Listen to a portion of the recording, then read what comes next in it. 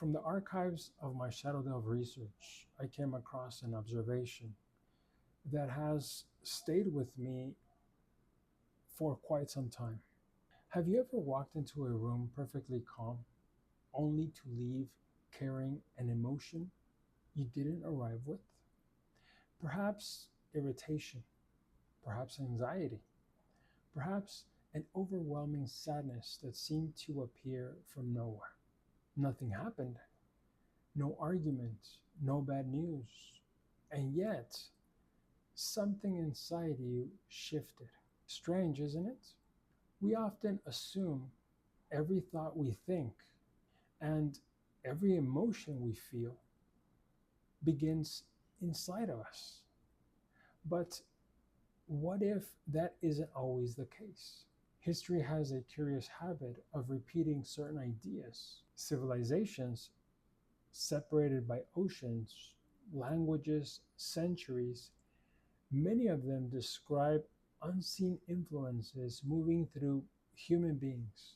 These influences are not always as monsters, not always as spirits. Sometimes they spoke of currents, invisible movements, subtle forces that quietly shaped human behavior.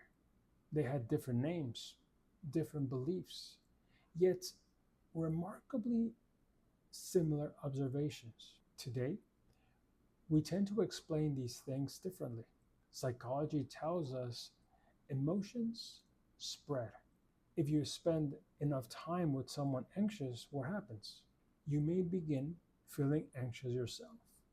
Or spend enough time with someone hopeful, and suddenly the impossible begins to feel attainable. Fear spreads, confidence spreads, panic spreads, even laughter. None of that is particularly mysterious. We've all experienced it, but perhaps we accepted the explanation before asking whether it explains everything. There are moments that don't quite fit so gently.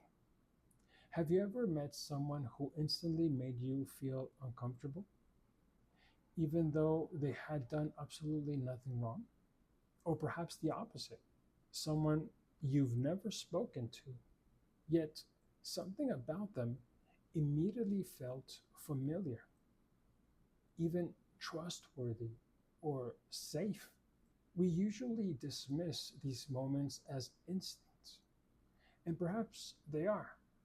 But instinct may simply be the name we give to something we have not yet learned to measure. The Shadowdelve Archives contain another observation, one that I personally find far more unsettling. The greatest influences are often the ones we never notice. Gravity is invisible, yet it governs every step you take.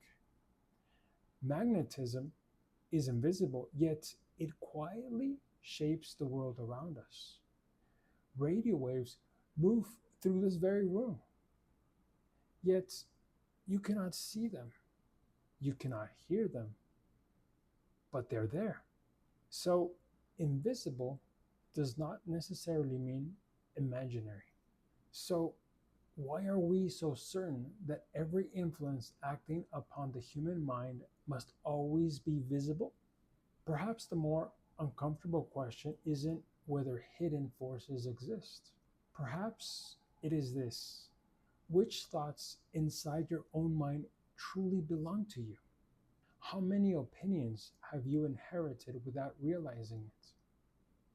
How many fears were quietly passed from one person to another until they eventually became your own? How many ambitions were never really yours? How many resentments began somewhere else before finding a home inside you? We spend our lives protecting our homes from intruders. We lock our doors, we install cameras, we secure our valuables. But very few people ever question what is entering through the front door of their own mind. These ideas, these emotions, or even convictions, even our own desires. Not all influences arrive loudly. Most enter quietly, almost politely. The most dangerous influence is rarely the one demanding attention. It is the one that convinces you it has always belonged there. Perhaps that is why genuine self awareness is so rare. It requires sitting quietly enough, long enough, to separate your own voice from every voice that has echoed inside you. The Shadow Delve archives never reached a final conclusion.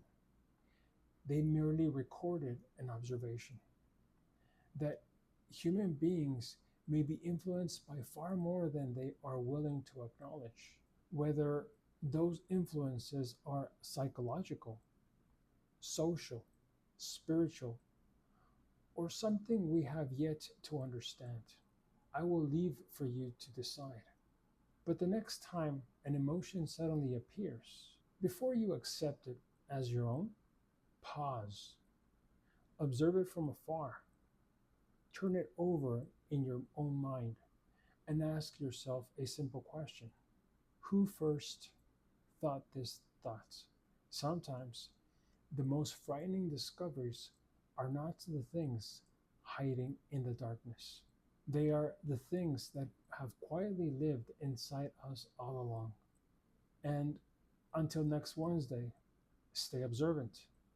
Some discoveries are not made by searching deeper, but by noticing what has always been there. And remember, the raven is always watching.